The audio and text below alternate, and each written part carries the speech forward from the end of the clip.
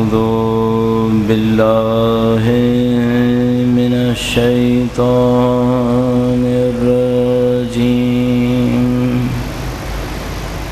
بسم الله الرحمن الرحيم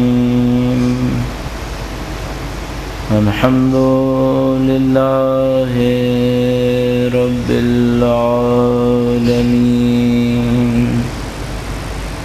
والصلاة والسلام على سيد الأنبياء والمرسلين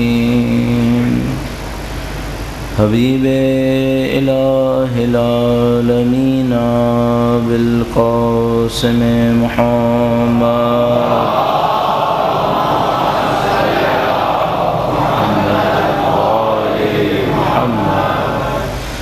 وعلى آله الطيبين الطاهرين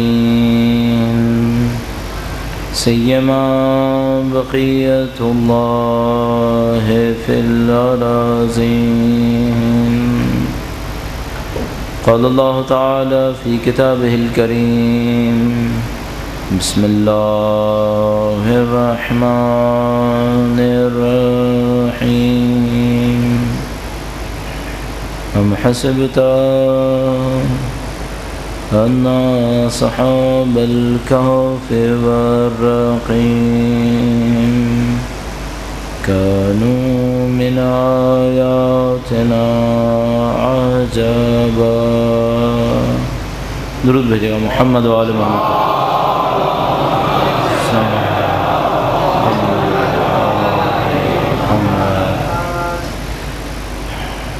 پروردگار عالم کے لطف و کرم سے اس کی دی ہوئی عنایات کے صدقے میں کہ اس نے ہمیں اور آپ کو اہل بیت اطہار بالخص امیر المومنین کی امامت سے آشنا کیا. اس نے ہمیں امیر المومنین کی محبت کی نعمت نصیب فرمائی. اس کا شکر بجا لانے کے لیے کہ اس نے ہمیں شب قدر کے موقع پر اپنے گھر میں ہونا نصیب کر دیا. یہ تمام معرفتیں، یہ تمام معرفتوں کے ساتھ آنے والے اعمال، یہ سب کے سب خدا متعال کی عظیم الشان نعمتیں ہیں. اور اس کے ساتھ پردہ غیبت میں موجود اپنے امام کے حضور ان کے جد امجد کی تسلیت پیش کرنے کے لیے کہ صاحب عزا در حقیقت امام وقت ہیں،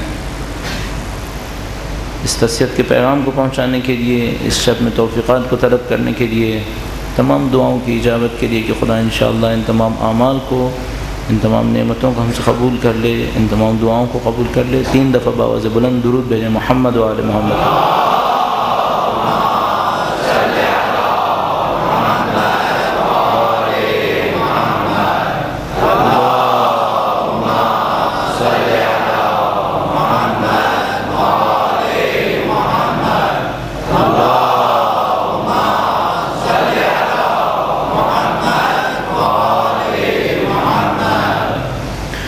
پروردگار عالم نے اس دنیا کے اندر ہر چیز کو قانون اور ضابطے کے تحت خلق فرمایا ہے. جیسے اس کی ذات میں شب و روز میں کوئی تبدیلی ممکن نہیں ہے. یعنی اس کی ذات مقدس پہ کیا فرق پڑتا ہے کہ شب قدر ہو یا کوئی عام شب ہو.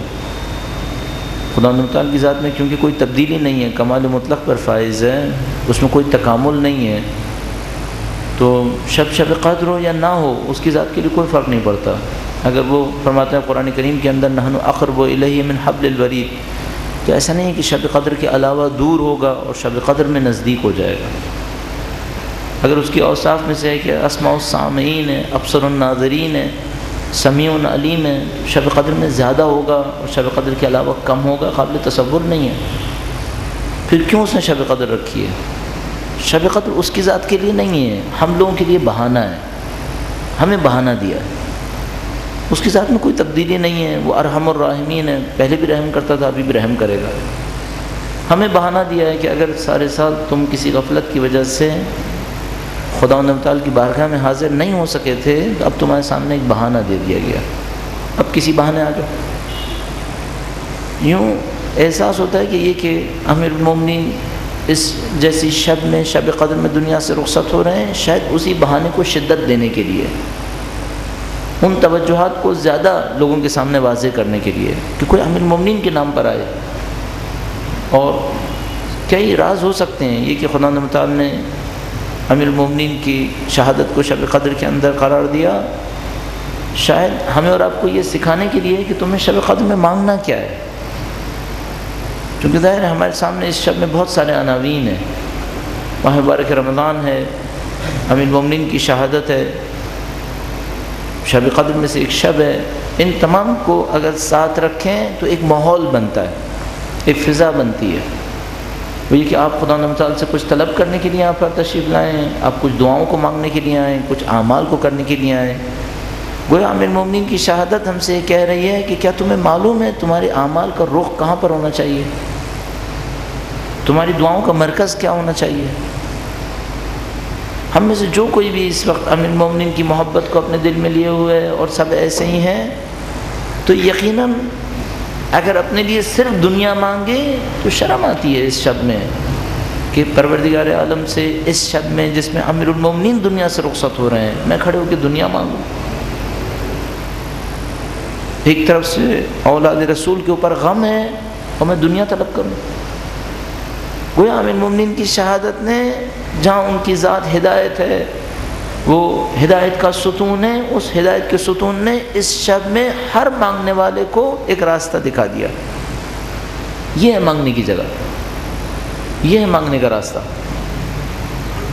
اور اگر قرآن کریم کی تفاسیر کے اوپر غور کریں جو اہل بیت اطہار علیہ السلام سے وارد ہوئی ہیں، تو ہم اور آپ دن میں 10 دفعہ خدا سے مانگ رہے ہیں کہ خدایا ہمیں امیر المومنین کے راستے پر چلا دیں۔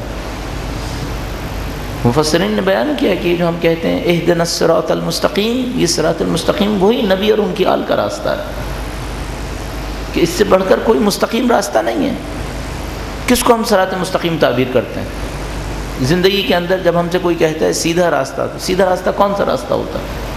وہ راستہ ہوتا ہے جو ہدف تک سب سے زیادہ آسانی سے کم توانائی خرچ کرتے ہوئے پہنچا دے، جو ہدف سے سب سے نزدیک ہو، جس کے اندر رکاوٹیں کم سے کم ہوں۔ ہم اور ہدف تک اگر کوئی رکاوٹ ہو، اس راستے میں رکاوٹ سب سے کم ہوگی، یہ راستہ صراط مستقیم ہے۔ خدا تعالیٰ نے ہمیں اس دنیا کے اندر عبث نہیں بھیجا ہے، اس نے کسی حکمت کے ساتھ بھیجا ہے، اور اس حکمت کو ہم میں سے فرد فرد نے حاصل کرنا ہے، اس میں کوئی استثناء نہیں ہے۔ وہ آدمی جو آج بظاہر پڑھا لکھا نہیں ہے، جس کو ہم اپنی دانش میں جاہل کہتے ہیں، اس سے لے کر آج کے انتہائی پڑھے لکھے تک، جو مثال کے طور پر مرجعیت پر فائز ہے، سب نے ایک راستہ طے کرنا ہے، سب نے خدا متعال کی سمت بڑھنا ہے، کوئی دوسرا راستہ نہیں ہے یہاں پر۔ سب نے انہی مستحبات، مکروہات، مباح، حرام، واجب، انہی کے راستے کو طے کرنا ہے، اور کچھ نہیں ہے۔ سب نے اس دنیا سے نکل کر ایک اور دنیا میں جانا ہے۔ یہ دنیا مادی دنیا ہے، اس کے بعد ایک اور دنیا ہے جس کو برزخ کہتے ہیں، وہاں جانا ہے۔ یہاں پر ہم جسم کے ساتھ ہیں، وہاں پر اپنی مثال کے ساتھ ہیں۔ اس مثال نے ہماری اخلاقیات کے ذریعے سے شکل حاصل کرنی ہے۔ اگر یہاں پہ سچے ہیں، وہاں پہ شکل سچوں کی ہوگی۔ نعوذ باللہ جھوٹ کی عادت ہے تو جھوٹ کی عادت شیطانی عادت ہے، وہاں شکل شیطان سے شبیہ ہوگی۔ یہ مقدر سب کا ہے، اس میں کوئی استثناء نہیں ہے۔ کچھ لوگ اتنے عقل مند ہیں کہ ان کو سمجھ میں آ گئی ہے یہ بات، انہوں نے اس دنیا کے اندر پہچان لیا ہے کہ کیا کرنا ہے، تو انہوں نے اپنے برزخ کو یہیں پر رہتے ہوئے سنبھال لیا۔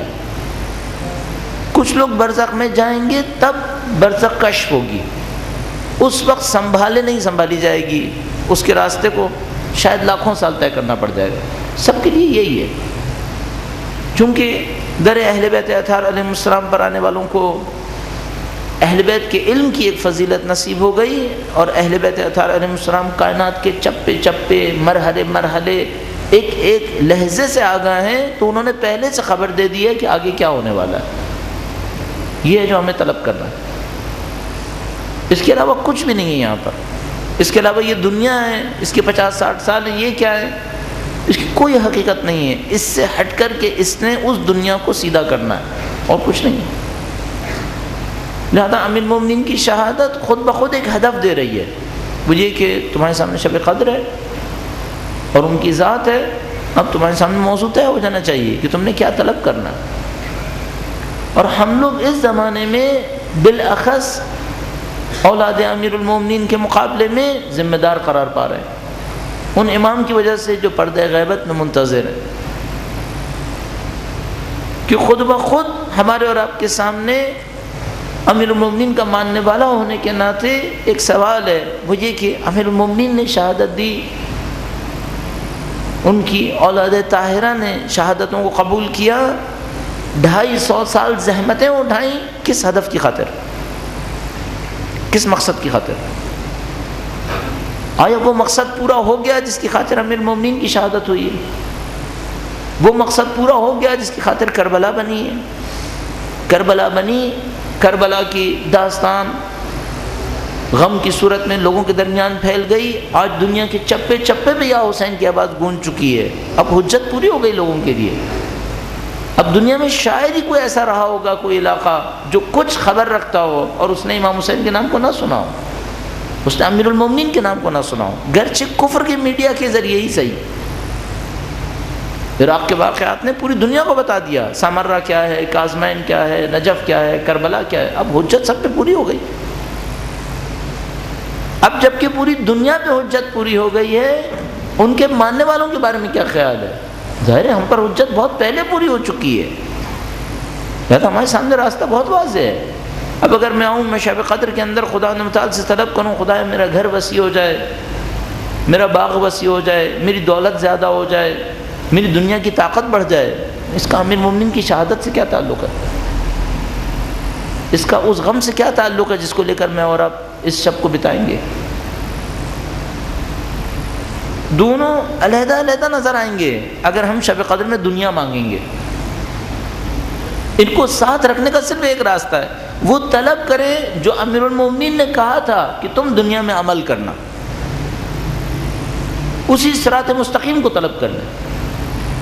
بس آپ یہاں شب قدر میں تشریف فرما ہوں، الحمدللہ معنویت کی آپ کی محفل ہوتی ہے، خدا تعالیٰ کے قرب کے آپ طلبگار ہوتے ہیں، ان تمام وسائل کے ہوتے ہوئے کم چیزوں پر قناعت نہیں کیجیے، وسیع چیزیں مانگیں۔ اور ہم سب لوگ اپنے نقص اور عیب کو بہت اچھی طرح جانتے ہیں، آپ نہیں جانتے میرے اندر کیا نقص ہیں، عیب ہیں، اور ظاہر ہے کہ میں نہیں جانتا آپ کے اندر کیا نقص و عیب ہیں، لیکن میں تو جانتا ہوں کہ میرے اندر کیا ہے۔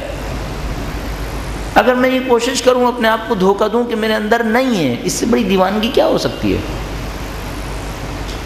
اس سے بڑی نادانی کیا ہو سکتی ہے؟ میں جانتا ہوں میرے اندر کیا نقص ہے، اس کو چھپانے کی کیا ضرورت ہے؟ ٹھیک ہے، لوگوں کے سامنے بولنے کی بھی ضرورت نہیں ہے، لیکن عند اللہ تو معلوم ہے، مجھے معلوم ہے میری نمازیں کیسی ہیں، مجھے معلوم ہے میری عبادتیں کیسی ہیں، مجھے معلوم ہے میرا علم کیا ہے، مجھے معلوم ہے میں تقویٰ و پرہیزگاری میں کہاں ہوں، سب معلوم ہے۔ اگر مجھے معلوم ہے اور میں جانتا ہوں اگر اسی لمحے موت آئی، خدا کے سامنے جواب نہیں دے سکتا، نہیں جواب دے سکتا کہ 60 سال مثلا زندگی گزاری، 30 سال زندگی گزاری، جتنے سال بھی زندگی گزاری، یہ لے کر آئے ہو ہمارے لیے، میں جانتا ہوں جواب نہیں دے سکتا۔ نہیں معلوم کتنے لوگوں کے دلوں کو ناراض کر چکا ہوں، خدا متعال کے سامنے کیا عذر پیش کروں گا۔ نہیں معلوم کتنے اموال کا بوجھ لے کر اس دنیا سے جا رہا ہوں جن کا مجھے حساب دینا ہے کہ تم نے ان اموال کا کیا کیا تھا، صرف اپنی ذات پہ خرچ کیے گئے۔ تو ہم اور آپ اپنے تمام تر نقائص کو جانتے ہیں، اور پھر جو مولا کائنات نے معیار طے کر دیا ہمارے سامنے، اس کے سامنے تو سب خاضع ہیں۔ وہ جنہوں نے اپنی زندگی سے اپنے لیے کچھ نہیں رکھا، انہوں نے معیار رکھ دیا ہمارے سامنے، کہا دیکھو میری ذات معیار ہے۔ کیوں؟ ان کا لقب ہے قسیم النار والجنہ، فاروق اعظم ان کی ذات مقدس ہے، اگر دوسروں نے القاب چوری کیے ان کی غلطی ہے، ان کی ذات کے ذریعے سے فرق ہوگا ایمان اور نفاق کے اندر۔ کیسے فرق ہوگا؟ ان کی ذات پیمانہ بنے گی، ہر آدمی کو ان کی ذات کے پیمانے کے اندر تولا جائے گا۔ امیر المومنین کی ذات کے مقابلے میں یہ کیا ہے؟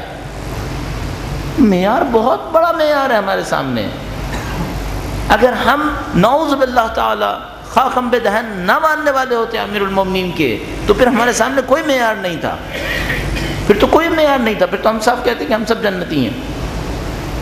لیکن جب معیار امیر المومنین کی ذات بن گئی اور یہ طے ہوا کہ اب ہمیں ان کے پیچھے چلنا ہے. اب ہدف بہت سخت ہو گیا ہے، اب معیار بہت سخت ہے. کون اس سخت معیار کے اوپر پورا اتر سکتا ہے؟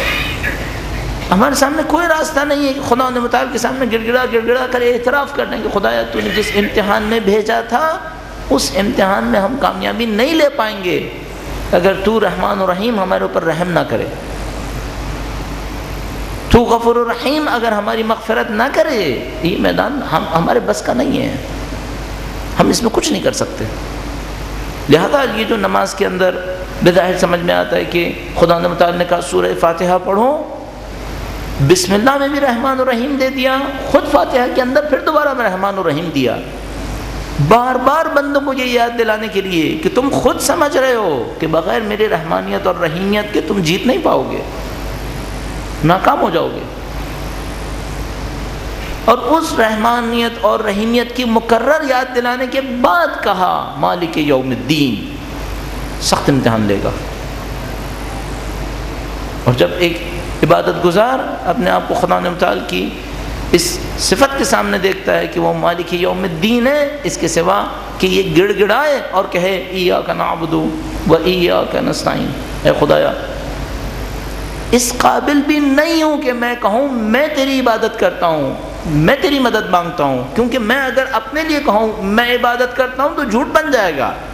میں جانتا ہوں میری عبادتیں کسی قابل نہیں ہیں، کیسے کہہ دوں میں تیری عبادت کرتا ہوں؟ تو خدا تعالیٰ نے ادب سکھایا کہ کہو ایاک نعبد، ہم تیری عبادت کرتے ہیں. کہ شاید جب ہم کہیں گے تو کچھ لوگ ہوں گے جن کی عبادتیں کسی قابل ہو جائیں گی، میری عبادت تو کسی قابل نہیں ہے، میں کیسے کہہ دیتا میں تیری عبادت کرتا ہوں؟ جھوٹ ہو جاتا. اس نے آداب دے دیے، سارے شخصیتیں فراہم کر دیں، ہمارے اوپر گویا اپنی حجتوں کو پورا کر دیا اور راستے کو کھول دیا کہ ٹھیک ہے یہ راستہ تمہارے سامنے ہے. اور شب قدر میں ہمیں وعدے دے دیے. خود نماز ایک وعدہ ہے، یہ کہ وہ خدا متعال ہمیں اور آپ کو اجازت دیتا ہے کہ تم میری بارگاہ کے اندر کھڑے ہو جاؤ، اور ہر چیز سمبولک ہے، ہر چیز میں ایک تمثیل ہے. مثلا بیان کرتے ہیں، کہتے ہیں یہ کہ دو پاؤں پر برابر کا وزن دے کر کھڑے ہو، یہ بھی مثال ہے. کیا مثال ہے؟ ایک میں خوف ہے، ایک میں رجا ہے. کہا ایک طرف جھکاؤ دے کے مت کھڑے ہو، برابر کے وزن سے کھڑے ہو، خوف اور رجا کے عالم میں کھڑے ہو. اللہ کے سامنے ایسے کھڑے ہو کہ ایک طرف سے خوف تمہیں گھیرے کہ یہ خدا ہے جو مالک یوم الدین ہے، اور دوسری طرف سے امید تمہارے ذہن کے اندر آئے کہ یہی رحمان ہے، یہی رحیم ہے، یہی بخشنے والا ہے. یہ ہے شب قدر ہمارے سامنے. اور فرماتا ہے کہ میں تمہاری ندا کو لبیک کہوں گا. قرآن کریم میں فرماتا ہے ادعونی استجب لکم. اور ایک خوبصورت آیہ کریمہ جو میں اور آپ بہت دہراتے ہیں، اس میں معیار دے دیتا ہے میں دعا قبول کب کروں گا. فرماتا ہے امن یجیب المضطر اذا دعاہ ویکشف السوء. کون ہے جو جواب دیتا ہے مضطر کو جب وہ پکارتا ہے؟ گویا اس آیہ کریمہ کے اندر اس نے ہمیں معیار خود دے دیا. فرمایا اگر تم چاہتے ہو تمہاری دعا پوری ہو، مضطر بن کے دکھاؤ، مضطر بن کے دکھاؤ. اب مثال کے طور پر آپ یہاں پہ تشریف فرما ہو، 4 گھنٹے یا 5 گھنٹے آپ اعمال کو انجام دیں یا کم تر بیشتر، شاید چند منٹس کے لیے مضطر بن جائیں. اگر چند منٹ بھی ہو جائے تو بہت ہے. مضطر کون ہے؟ مضطر وہ پکارنے والا ہے جس کی تمام دروازوں سے امیدیں کٹ گئی ہیں، صرف خدا سے امید باقی رہ گئی ہے، اس کو کوئی امید باقی نہیں رہی ہے. یعنی اپنے اعمال کے اوپر بھروسہ نہیں کرتا، اپنی صفات، اپنے اخلاقیات، اپنے کردار، اپنے کسی ضابطے کے اوپر بھروسہ نہیں کرتا، ہر چیز سے نا امید ہوتا ہے. کہتا ہے خدا یہ کسی قابل نہیں ہے، صرف ایک امید رہ گئی ہے، تو لطف کر دے اور رحم کر دے، بس. مضطر.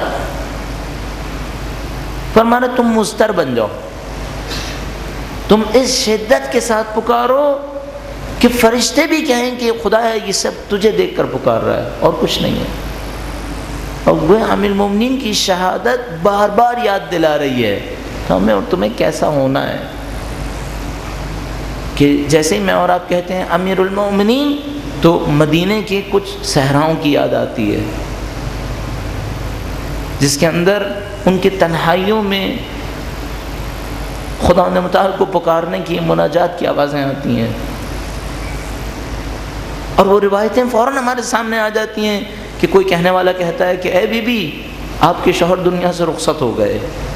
انہوں نے پوچھا تم نے کیا دیکھا؟ تو وہ کہتا ہے میں نے دیکھا کہ علی اللہ کی یاد میں گڑ گڑا رہے تھے، اتنا گڑ گڑائے کہ جیسے روح پرواز کر گئی۔ فرمایا ان پر یہ حالت ایک رات میں کئی دفعہ آتی ہے۔ کوئی شہادت یاد دلا رہی ہے، تم نے یہاں پہنچنا ہے، تم نے اس جگہ پہنچنا ہے۔ بس ہمارا راستہ بہت وسیع راستہ ہے، توفیقات شامل حالوں بہت کچھ ہمیں نصیب ہو سکتا ہے، توفیقات نصیب ہو جائیں۔ اور خداوند متعال نے در اہل بیت اطہار علیہم السلام کو وسیع ترین ذریعہ اور وسیلہ بنا کے بھیج دیا۔ تمام اہل بیت کی ذوات مقدسہ پر درود بھیجیں، محمد و آل محمد۔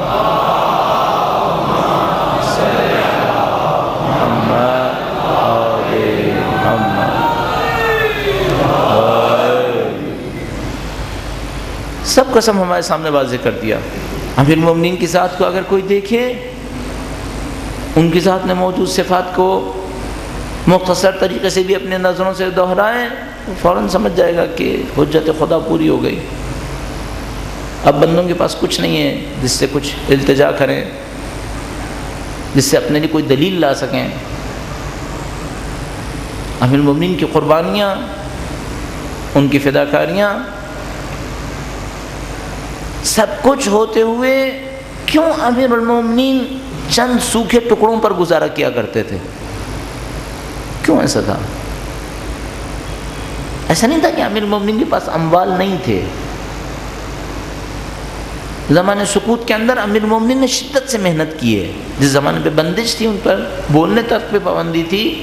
آپ دیکھتے ہیں کہ نہج البلاغہ کا کوئی خطبہ بظاہر ایک آدھ کے سوا کوئی خطبہ ایسا نہیں ہے جو انہوں نے سکوت کے زمانے میں کہا ہو۔ سب کے سب خلافت ظاہریہ کے زمانے کے ہیں۔ وہ امیر المومنین کے اوپر بندش تھی، بول بھی نہیں سکتے تھے، مجمع عام میں خطاب نہیں کر سکتے تھے۔ اس زمانے کے اندر شدت سے محنت کی، بے تحاشا باغ، کھیت، کھلیان، نہریں، چشمے جاری کیے، بے تحاشا دولت تھی۔ ان سب کے ہوتے ہوئے چند سوکھے ٹکڑوں پر کیوں گزارا کرتے تھے؟ اس شدت کی زندگی کیوں گزارتے تھے؟ شاید اس لیے تھا کہ قیامت تک آنے والے فرد کے اوپر حجت پوری ہو جائے۔ ایسے نہیں تھا کہ اس زمانے میں لوگوں کے پاس کچھ نہیں تھا، انتہائی محتاج تھے، کسی کے پاس کچھ نہیں تھا، نہیں، بہت سارے لوگوں کے پاس بہت ثروت تھی، بہت دولت تھی۔ اس کے باوجود امیر المومنین ایک خاص انداز کے اندر اپنی ذات کو پیش کرنا چاہ رہے تھے، تاکہ شاید حجت پوری ہو جائے، تاکہ شاید پہچاننے والے پہچان لیں، ہمارے اور آپ کے سامنے کوئی چیز چھپی نہ رہ جائے۔ اور یہ کہ کعبہ میں ولادت ہوئی اور اللہ کے گھر میں شہادت ہوئی،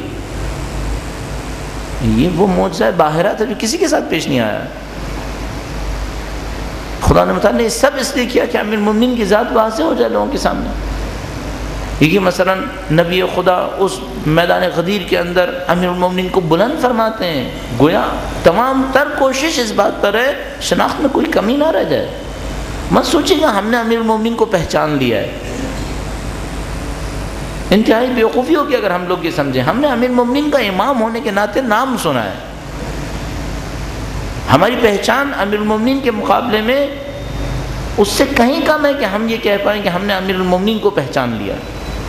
ہم نے صرف نام سنا ہے، ہم نے حتیٰ ان کا کلام بھی نہیں سنا ہے۔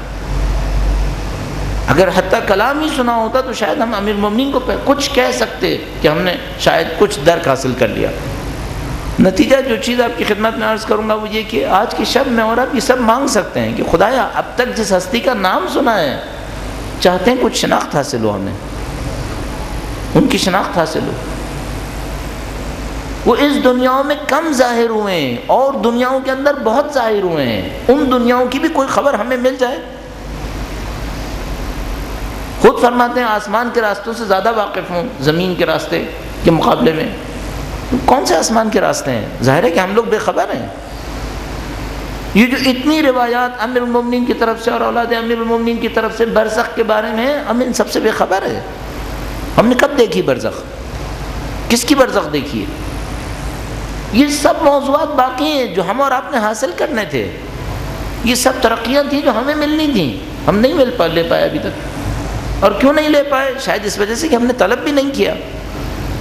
شاید ہماری طلب میں وہ سمت ہی نہیں تھی، ہماری سمت کچھ اور تھی. شاید اگر اب طلب کریں اور خدا متعال سے اپنی ساری غلطیوں کا اعتراف کرتے چلے جائیں، شاید کوئی عنایت ہو جائے.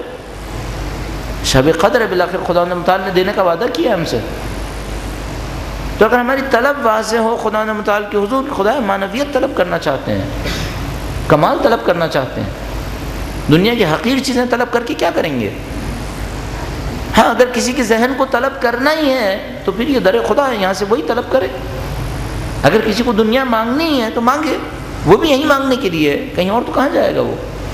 لیکن اصل میں مانگنے کے لیے نہیں ہے. امیر المومنین کی ذات یہ سکھا رہی ہے، اصل میں مانگنے کے لیے نہیں ہے. اگر دنیا مانگنا کسی کا حق ہوتا تو رسول خدا اپنے لیے کیوں نہیں مانگتے تھے؟ پھر اگر دنیا مانگنا کسی کا حق ہوتا تو اولاد فاطمہ میں کیا کمی تھی؟ پھر اولاد فاطمہ نے کیوں نہیں مانگا اپنے لیے؟ اس کا مطلب ہے ہمیں بتانا چاہ رہے ہیں کہ یہ دنیا تم لوگوں کے لیے نہیں ہے، تم لوگوں کے لیے زیادہ وسیع چیزیں ہیں، وہ ہمیں کہیں اور لے جانا چاہ رہے ہیں. لہذا آپ شب قدر کی تمام دعاؤں کو دیکھیں، بہت کم کوئی جملہ آپ کو ملے گا جس میں کہیں دنیا طلب کی گئی ہے، اور وہ بھی ایک خاص انداز میں کہ خدایا مجھے کہیں فقیر نہ کرے کہ میں دوسروں کے سامنے ہاتھ پھیلانے پہ مجبور نہ ہو جاؤں. عزت اہم دے دی گئی ہے، اس میں بھی دنیا نہیں مانگی ہے، عزت مانگی ہے کہ خدایا میری بے عزتی نہ ہو جائے کہیں. اس حد میں بس آپ کی اور میری جہت اگر واضح ہو، امیر المومنین کی ذات کو سوچتے ہوئے اس شب قدر کو گزار دیں اور طلب وجود سے طلب کریں. میں آپ کی خدمت میں عرض اس لیے کر رہا ہوں تاکہ میرے اوپر بھی شاید کوئی اثر ہو جائے اور میرے یہ چند گھنٹے بھی اچھے گزر جائیں. شب قدر میں ایک طلب کرنا ہوتا ہے، میں اور آپ کہہ رہے ہوتے ہیں یا اللہ اپنے زبان سے کہہ رہے ہوتے ہیں. ایک دفعہ ہمارا پورا وجود خداوند متعال کی طرف گویا کھینچا ہوا جا رہا ہوتا ہے اور ہم کہتے ہیں خدایا تیری طرف آنا چاہتے ہیں، اس دنیا کی طرف نہیں جانا چاہتے. یہ نماز کے اندر ہر چیز مثال ہے. مثلا نماز کے اندر سجدہ کرنا، فرمایا یہ بھی ایک مثال ہے، اس میں بھی ایک اشارہ ہے تمہارے لیے. فرمایا سجدہ کرنے میں تمہاری ساری آنکھیں محدود ہو جاتی ہیں سجدگاہ کی طرف، زمین کی طرف. گویا ہر چیز سے آنکھیں چھپا لو، صرف خدا کو دیکھو. یہ اصلی سجدہ ہے. اصلی سجدہ اس وقت ہے جب تمہارا وجود سب کچھ بھلا دے، صرف خدا کو دیکھے. گردن جھکاؤ رکوع کے اندر اور خدا سے کہو خدایا تیری معرفت کے لیے گردن بھی کٹاؤں گا، تیرے دین کے لیے گردن بھی کٹاؤں گا. ایک ایک چیز مثالی ہے، ایک ایک چیز میں کوئی نشانی ہے. ہاتھوں کو اٹھانا، سر کو جھکانا، دو زانوں پر بیٹھنا، دو پاؤں پہ کھڑا ہونا، سب کا سب مثالی ہے. یہ جو ہماری عبادت ہمیں لطف نہیں دے رہی، مزہ نہیں دے رہی، ہم آگے پیچھے نہیں دیکھ پا رہے ہیں، اس کی وجہ جو مجھے سمجھ میں آتی ہے اپنے تجربے کو دیکھتے ہوئے وہ یہی نظر آتا ہے کہ شاید ہم نے یہ سب چیزیں سمجھی نہیں ہیں، اس خاطر ہم اس مشکل سے دو چار ہیں. اب ہم کیا کر سکتے ہیں؟ تو خدا متعال سے کہہ سکتے ہیں خدایا شب قدر ہے، تو نے کسی روایت میں ہم سے یہ نہیں خبر دی کہ اس میں صرف عالموں کو دے گا، تو نے وعدہ کیا جاہلوں کو بھی دے گا. زیادہ سے زیادہ یہ کہ ہم عالم نہیں ہیں، جاہل ہیں، تو کیا جاہلوں کو نہیں دے گا؟ شب قدر ہے، کیا تو نے کسی جگہ پہ کہا ہے کہ صرف اچھوں کو دوں گا، بروں کو نہیں دوں گا؟ زیادہ سے زیادہ یہ کہ اچھے نہیں ہیں تو بروں کو نہیں دے گا کیا؟ برے پھر کہاں جائیں گے؟ شب قدر ہے، تو نے وعدہ کیا ہے، امیر المومنین کی شہادت کو اس شب نے قرار دیا. اس کا مطلب ہے علی کے چاہنے والوں کو کچھ دینا چاہتا ہے. علی کے چاہنے والے آئے ہیں، تیرے گھر کے اندر بیٹھے ہوئے. دنیا میں کرامت سکھاتا ہے اپنے ماننے والوں کو خدا کہتا ہے تم کریم بنو. اہل بیت اطہار علیہ السلام کو کرامت کے ساتھ بھیجا ہے. کرامت کیا تھی؟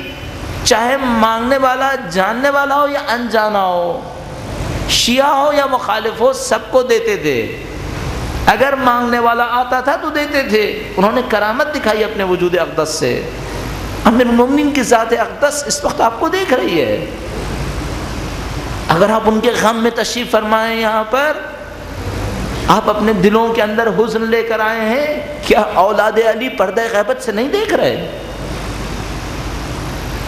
سیدہ طاہرہ جو اپنے شوہر کا دفاع کرتی ہیں، مشکلات میں اپنے وجود کو خطرے میں ڈال دیتی ہیں، کیا نہیں جانتی ان کے ماننے والے اس وقت مسجد کے اندر بیٹھے ہوئے ہیں؟ سب آقا ہیں، سب جانتے ہیں کہ آپ محبت کے ساتھ آئے ہیں یہاں پر، آپ کو ہمیں اور کچھ ملنا ہے تو یہاں پہ بلایا گیا ہے، اور ہمارے پاس واسطے موجود ہیں، امیر المومنین کی ہستی کا واسطہ ہے. اگر آج شب شہادت ہے اور آسمانوں کے اندر گریا ہے، تو کیا وہ آسمان والے نہیں دیکھ رہے زمین میں کہاں گریا ہے؟ وہ زمین پہ گریا کرنے والوں کو بھی پہچانتے ہیں پھر کہ زمین میں کون ہے جو اس کے لیے رو رہا ہے جس کے لیے آج آسمان رو رہا ہے. اگر وہ آسمانی موجودات ایک ایک مرنے والے کو جانتے ہیں کہ اس کے دل میں حب علی ہے، اس کے دل میں حب علی نہیں ہے، تو کیا وہ آج آسمانوں پہ بیٹھے ہوئے زمین پہ موجود حب علی کو نہیں پہچانتے؟ وہ جو سورہ قدر کے اندر وعدہ فرما رہے تنزل الملائکۃ والروح، کیا وہ ملائکہ جو نازل ہونے والے ہیں وہ نہیں جانتے کون حب علی کے اندر ہے، کون حب علی کے ساتھ آیا ہے ان گھروں کے اندر؟ سب جانتے ہیں. آپ کے سامنے بہت سارے وسائل ہیں، بہت سارے راستے ہیں، صرف ہمیں اپنے پورے وجود کے ساتھ پکارنا ہوگا خدا متعال کو. کامیابی ہمارا مقدر بننی چاہیے. اور اس میں راز یہ ہے کہ سب ایک دوسرے کے لیے دعوت دیں، سب ایک دوسرے کے لیے پکاریں خدا متعال سے. اگر میں خدا متعال سے کہوں خدایا مجھے دے، یہ خود غرضی ہے. لیکن اگر میں خدا سے کہوں خدایا سب کو دے، یہ شاید خدا اس ادا کو قبول کر لے، پسند کرتا ہے. روایت کے اندر کہا ہے کہ اگر کوئی بندہ اپنے لیے پکارے تو اس کی زبان سے گناہ ہوتا ہے، اس لیے شاید دعا قبول نہ کرے. لیکن اگر بندہ دوسروں کے لیے پکارے تو خدا ایک فرشتے کو مامور کرتا ہے، کہتا ہے تو اپنی معصوم زبان سے اس بندے کے لیے مانگ. پھر اس کی دعا کو رد نہیں کرتا چونکہ وہ معصوم ہے، فرشتے کی زبان پہ گناہ ہے. فرشتے کو مامور کر دیتا ہے اس کے لیے جو دوسروں کے لیے طلب کر رہا ہے. ایک راستہ یہ ہے دوسروں کے لیے طلب کریں تاکہ انشاءاللہ اس طلب کے نتیجے میں کوئی فرشتہ ہو جو آپ کے لیے دعا کر رہا ہو، ہمارے لیے دعا کر رہا ہو، اور شاید اس کے نتیجے میں محبتیں بھی بڑھ جائیں گی. جب دوسروں کے لیے دعا کریں گے خدا تعالیٰ خود بخود محبتوں کو پھیلا دیتا ہے. تو اگر آپ چاہتے ہیں مثلا اس شب قدر کے اس اجتماع کا ایک فائدہ یہ ہو کہ یہاں آنے والوں کی محبتیں بڑھ جائیں، سب ایک دوسرے کو دعا دیں، سب ایک دوسرے کے لیے دعا کریں. خدا تعالیٰ محبتوں کو بڑھا دے گا، برکتوں کو نازل فرما دے گا. اور ان سب کے کرنے میں بار بار عرض کر رہا ہوں وسیلہ چاہیے. آپ کے پاس وسیلہ ہے، امیر المومنین کی ذات مقدس وسیلہ ہے. اس شب شہادت کو وسیلہ بنا لیجیے. ہمارے ذہنوں میں طاقت نہیں ہے شاید، ورنہ اگر ہمارے ذہن میں طاقت ہوتی آج کی شب مسجد کوفہ کو سوچ لیتے. خدا تعالی جن کو نصیب کر چکا ہے وہ جانتے ہیں، اور اگر نصیب نہیں ہوا ہے تو خدا تعالی نصیب کر دے. نجف کے برابر میں کوفہ ہے، کوفہ میں مسجد کوفہ، مسجد کوفہ کے ساتھ ہی امیر المومنین کا گھر ہے. چند لمحوں کے لیے امیر المومنین کے اس گھر کو سوچے جس میں امیر المومنین تشریف فرما ہے اور زینب ام کلثوم ماتم کر رہے ہیں. چند لحظوں کے لیے اس گھر کو سوچ لے انسان. وہ گھر جس پر یتیموں کا تانتا بندھا ہوتا تھا امیر المومنین عطا کرتے تھے، آج اس گھر سے گریہ اور ماتم کی آوازیں آ رہی ہیں. آج فضا کچھ اور ہے.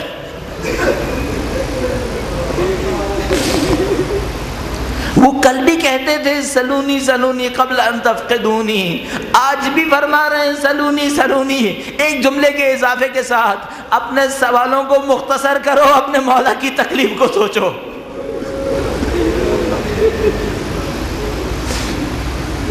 عجیب کوہرام کے دن ہے.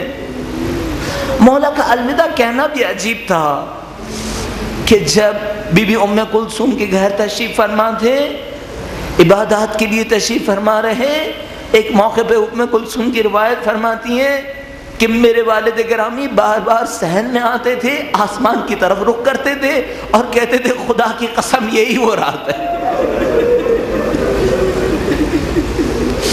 ایسان محترم شاید ایسا ہی کوئی لمحہ ہوگا جب امیر المومنین صحن میں آ رہے ہوں گے. فرماتی ہیں اضطراب تھا، بار بار آتے تھے اور کہتے تھے خدا کی قسم یہی وہ رات ہے. ایک موقع پہ بی بی ام کلثوم نے فرمایا بابا یہ کون سی رات ہے؟ فرمایا یہی وہ رات ہے جب علی کی داڑھی اس کے خون سے خضاب ہو جائے گی. وہ طلب کر رہے تھے اسے، بار بار مانگتے تھے. فرمایا میری مثال شہادت کے معاملے میں اس پیاسے کی طرح ہے جو کنواں تلاش کر رہا ہے.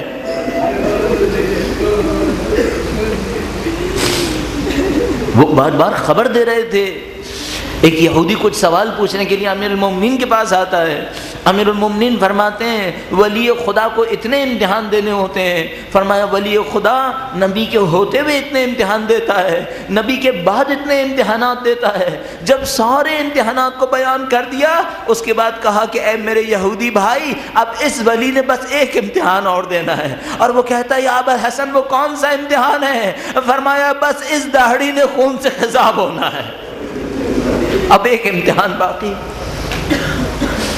آج اس امتحان کی رات ہے. گویا خداوند متعال زمین و آسمان کو امیر المومنین کے داخل ہونے کے لیے تیار کر رہا ہے. چرند و پرند تیاری کر رہے ہیں. لہذا امیر المومنین جب صحن میں آتے ہیں تو مرغابیاں بڑبڑا کے جمع ہو جاتی ہیں اور ام کلثوم عجب تماشا دیکھتی ہے، نظارہ کرتی ہیں. ارے ان پرندوں کو کیا ہوا؟ اب میں کیا عرض کروں؟ شاید اولاد علی کی مثال ہے. اے لوگوں علی وہ ہیں جو جانور کے لیے وصیت کر رہے ہیں، تم اولاد علی کا خیال کرنا. فرما رہے ام کلثوم ان بے گناہ جانوروں کو بھوکا نہ چھوڑنا، اگر کچھ ہو تو دے دینا، نہ ہو تو آزاد کرنا. میں کہوں گا بی بی آپ کے ذہن میں یہ جملہ رہ گیا، اب شام کا زندان نہ یاد آئے گئی.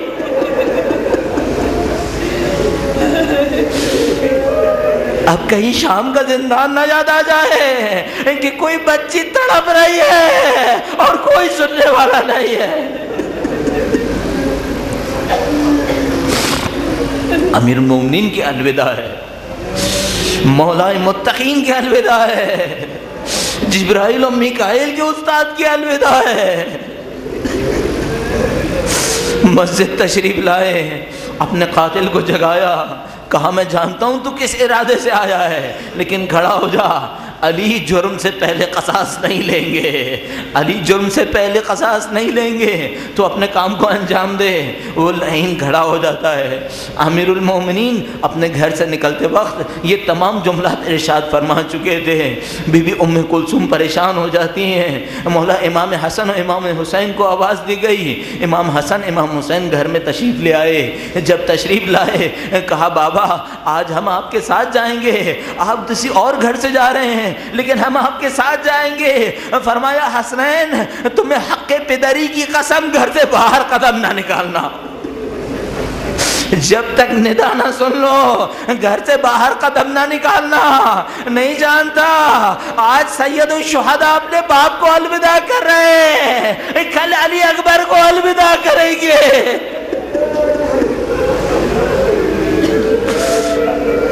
مولا کائنات کی الوداع ہے. پوری دنیا جمع ہو رہی ہے، زمین و آسمان کے اوپر لرزہ ہے. پھر وہ وقت آیا، اپنی نماز شروع کی، علی کی توحیدی نماز.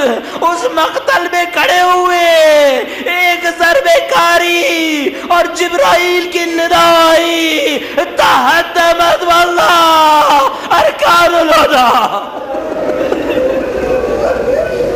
ہدایت کے ستون ستون منہدم ہو گئے، علی ابن ابی طالب دنیا سے رخصت ہوئے، زمین و آسمان پر ایک کوہرام بپا ہو گیا۔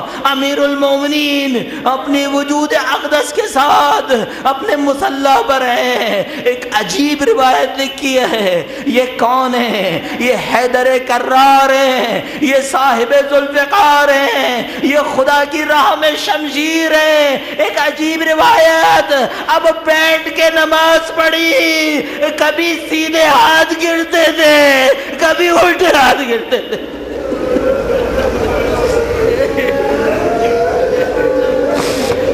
یا علی صاحب ذوالفقار اس حالت میں نماز پڑھی، بس مختصر اپنے گھر کی طرف روانہ ہوئے، گویا گھر کے نزدیک پہنچنے لگے۔ اصحاب سے کہا ہے اصحاب باوفا اب دور چلے جاؤ، اب دور چلے جاؤ۔ گھر کے اور نزدیک آئے، گویا حسنین سے کہا اپنے باپ کو راست قامت کھڑا کر دو، زینب مجھے دوسروں کے کندھوں پہ نہ دیکھے۔ اے مولا آج بی بی زینب اپنے گھر میں ہے، آپ حسنین کے ساتھ ہیں، ایک موقع پر زینب طلع زینب یہاں پر ہوں گی اور سید الشہداء قتل گاہ میں۔ سيعلم الذين ظلموا أي منقلب ينقلب۔ پروردگارا تجھے واسطہ محمد و آل محمد کا اس قلیل سی عبادت کو ہم سے قبول فرما۔ اے پاک پروردگار اپنے گناہگار زبانوں کے ساتھ تیرے سامنے حاضر ہیں۔ اے خدایا مولا امیر المومنین کے ذکر کے صدقے میں ہمارے تمام گناہان صغیرہ و کبیرہ کی مغفرت فرما۔ اے پاک پروردگار امیر المومنین کے گھرانے سے گریا رونے اور ماتم کی ندا اٹھی ہے، پاک پروردگار تجھے زینب ام کلثوم کے ناؤں کا واسطہ، تجھے اس شب قدر کا واسطہ اگر اب تک نہ بخشا ہے تو اب ہمارے مرحومین کے اور ہمارے تمام گناہان صغیرہ و کبیرہ کی مغفرت فرما۔ اے پاک پروردگار تو نے ہمیں دعوت دے کر بلایا ہے، اے خدایا ہم تیری پیشگاہ میں پیش کرنے کے لیے کچھ نہیں لائے ہیں، ہم دست خالی ہیں خدایا، ہم گناہ گار ہیں، ہمارے وجود پر گناہ ہے لیکن ہمارے دلوں میں حب فاطمہ ہے۔ اے خدایا تجھے سید الشہداء کی عصمتوں کا واسطہ، ان کے اجداد کی، ان کے والدین کی عصمتوں کا واسطہ اس شب میں ہمارے تمام گناہان صغیرہ و کبیرہ کی مغفرت فرما۔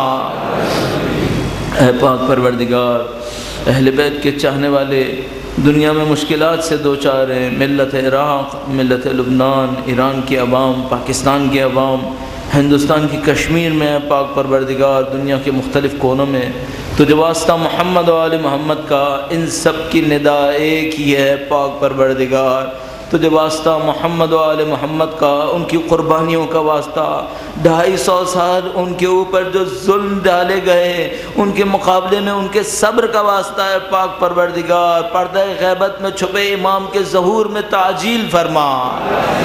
اے پاک پروردگار نہیں معلوم کتنی دعائیں ہوں تو اس امام کے ظہور میں تعجیل ہو، تجھے واسطہ محمد و آل محمد کا ہمیں اور ہماری اولادوں کو ان کے بہترین جانثاروں میں قرار فرما۔ اے پاک پروردگار تجھے واسطہ محمد و آل محمد کا، اے پاک پروردگار تو علام الغیوب ہے، تو غیب کو جانتا ہے، نہیں معلوم اس امام کے اصحاب دنیا میں کہاں کہاں پر ہوں گے، ان کے آبان و انصار کہاں کہاں پر ہوں گے، تجھے واسطہ محمد و آل محمد کا ان کے آبان و انصار کی تعداد میں اضافہ فرما، ان کے دشمنوں کو نیست و نابود فرما۔ اے پاک پروردگار ہمارے اعمال کسی قابل نہیں ہیں، اے پاک پروردگار ہماری محبتیں تیرے سامنے ہیں، اے پاک پروردگار تو نے جو ہم پر زندگی کی امانت ڈالی ہے وہ بہت بھاری ہے، एक ही रास्ता है पाक परवरदिगार, तुझसे इल्तिजा करते हैं इस भरी महफिल में अगर किसी के प्यारे खूबसूरत दिल से कोई आवाज़ निकली है जो तुझे पसंद आई है, किसी की आंखों से आंसू निकले हैं जो तुझे पसंद आए हैं, यहाँ पर कोई अली का चाहने वाला हो, फातिमा का चाहने वाला हो, कोई हुसैन का चाहने वाला हो, उनमें से जो तेरा चाहने वाला हो उसके सदक़े में इस ज़िंदगी का इख्तिताम अपनी राह में शहादत करार फरमा। रब्बना तक़ब्बल मिन्ना इन्नका अंतस समीउल अलीम बिरहमतिका या अरहमर राहिमीन।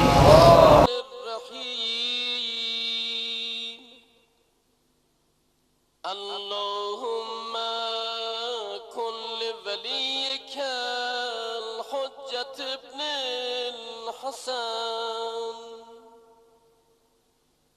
सलवातुका अलैहि व अला आबाए फी हाज़िहि साआ व फी कुल्लि साआ